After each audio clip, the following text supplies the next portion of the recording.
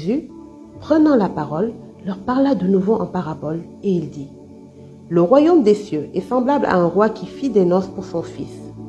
Il envoya ses serviteurs appeler ceux qui étaient invités aux noces, mais ils ne voulurent pas venir. Il envoya encore d'autres serviteurs en disant: Dites aux conviés, voici, j'ai préparé mon festin, mes bœufs et mes bêtes grasses sont tués, tout est prêt. Venez aux noces. Mais, sans s'inquiéter de l'invitation, ils s'en allèrent, celui-ci à son champ, celui-là à son trafic. Et les autres se saisirent des serviteurs, les outragèrent et les tuèrent. Le roi fut irrité. Il envoya ses troupes, il fit périr ses meurtriers et brûla leur ville. Alors il dit à ses serviteurs: Les noces sont prêtes, mais les conviés n'en étaient pas dignes. Allez donc dans les carrefours et appelez aux noces tout ce que vous trouverez. Ses serviteurs allèrent dans les chemins, rassemblèrent tout ce qu'ils trouvèrent, méchants et bons, et la salle des noces fut pleine de convives. Le roi entra pour voir ce qui était à table, et il aperçut là un homme qui n'avait pas revêtu un habit de noces. Il lui dit: Mon ami, comment es-tu entré ici sans avoir un habit de noces?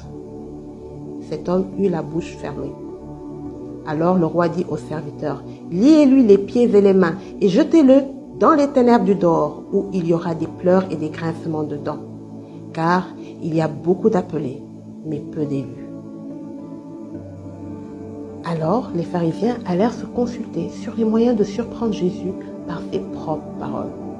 Ils envoyèrent auprès de lui leurs disciples avec les Hérodiens, qui dirent: Maître, nous savons que tu es vrai et que tu enseignes la voie de Dieu selon la vérité, sans t'inquiéter de personne, car tu ne regardes pas à l'apparence des hommes. Dis-nous donc ce qu'il t'en semble.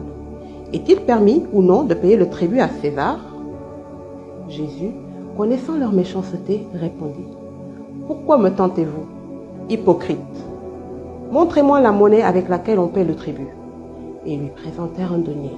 Il leur demanda: De qui sont cette effigie et cette inscription?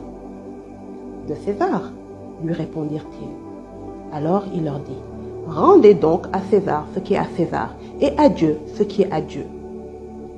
Étonnés de ce qu'ils entendaient, ils le quittèrent et s'en allèrent.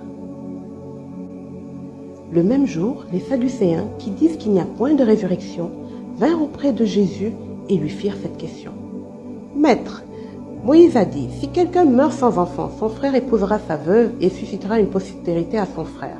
Or, il y avait parmi nous 7 frères. Le premier se maria et mourut, et comme il n'avait pas d'enfant, il laissa sa femme à son frère. Il en fut de même du second, puis du troisième jusqu'au 7e. Après eux tous, la femme mourut aussi. À la résurrection, duquel des 7 sera-t-elle donc la femme? Car tous l'ont eue. Jésus leur répondit: Vous êtes dans l'erreur parce que vous ne comprenez ni les Écritures ni la puissance de Dieu. Car à la résurrection, les hommes ne prendront point de femmes, ni les femmes de mari, mais ils seront comme les anges de Dieu dans le ciel. Pour ce qui est de la résurrection des morts, n'avez-vous pas lu ce que Dieu vous a dit? Je suis le Dieu d'Abraham, le Dieu d'Isaac et le Dieu de Jacob. Dieu n'est pas Dieu des morts, mais des vivants. La foule qui écoutait fut frappée de l'enseignement de Jésus. Les pharisiens, ayant appris qu'il avait réduit au silence les Sadducéens, se rassemblèrent et l'un d'eux, docteur de la loi, lui fit cette question pour l'éprouver. Maître, quel est le plus grand commandement de la loi? Jésus lui répondit: Tu aimeras le Seigneur ton Dieu de tout ton cœur, de toute ton âme et de toute ta pensée. C'est le premier et le plus grand commandement. Et voici le second qui lui est semblable. Tu aimeras ton prochain comme toi-même. De ces 2 commandements dépendent toute la loi et les prophètes. Comme les pharisiens étaient assemblés, Jésus les interrogea en disant: Que pensez-vous du Christ? De qui est-il le fils? Ils répondirent: De David. Et Jésus leur dit: Comment donc David, animé par l'Esprit, l'appelle-t-il Seigneur lorsqu'il dit: Le Seigneur a dit à mon Seigneur: Assis-toi à ma droite jusqu'à ce que je fasse de tes ennemis ton marchepied? Si donc David l'appelle Seigneur, comment est-il son fils?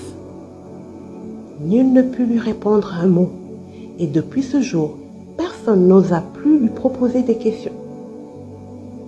Amen.